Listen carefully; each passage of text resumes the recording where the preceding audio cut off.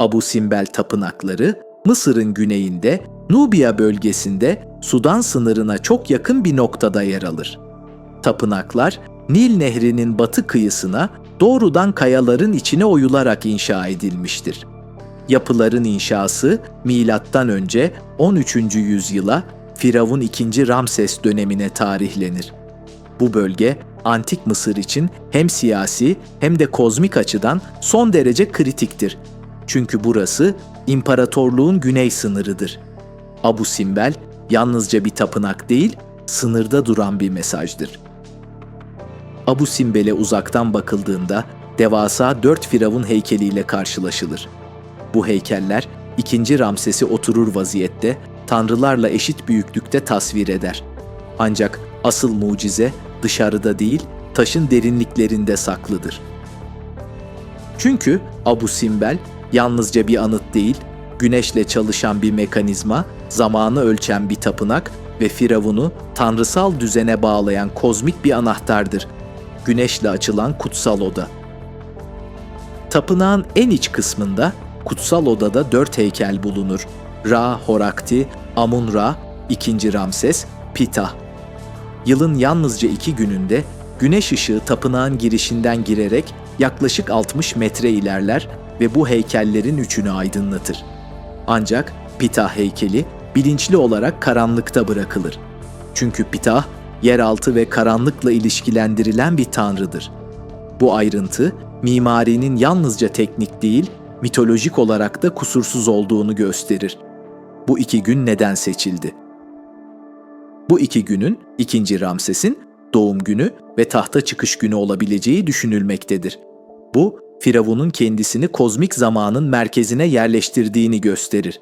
Yani güneş, Firavun'u onaylar. Kayaya oyulmuş bir mühendislik harikası. Tapınak, taş bloklardan yapılmamıştır. Doğrudan tek parça kayaya oyulmuştur. Bu, en ufak bir hata payının bile olmadığı anlamına gelir. Çünkü yanlış bir açı güneş hizalamasını tamamen bozabilirdi. Astronomi bilgisi ne düzeydeydi? Abu Simbel'in ekseni, güneşin yıl içindeki hareketlerine göre milimetrik hassasiyetle ayarlanmıştır. Bu, Antik Mısır'ın güneş döngülerini, mevsimleri, gölge hareketlerini çok iyi bildiğini kanıtlar. Bu bir tapınak değil, bu gökyüzünün taşla yazılmış halidir. Heykellerin yüzleri canlıdır. Ramses heykellerinin yüzleri günün farklı saatlerinde farklı ifadeler alır. Bu etki, yüz hatlarının bilinçli açı ve eğimlerle oyulmasından kaynaklanır. Bu da heykellerin yalnızca sanat değil, ışık mühendisliği ürünü olduğunu gösterir. Tapınaklar taşındı ama mucize bozulmadı. 1960'lı yıllarda Asvan Barajı'nın yapılmasıyla Abu Simbel sular altında kalma tehlikesi yaşadı. Tapınaklar parçalara ayrıldı, daha yüksek bir noktaya taşındı, yeniden birleştirildi. Bu süreçte en büyük korku güneş hizalamasının bozulmasıydı.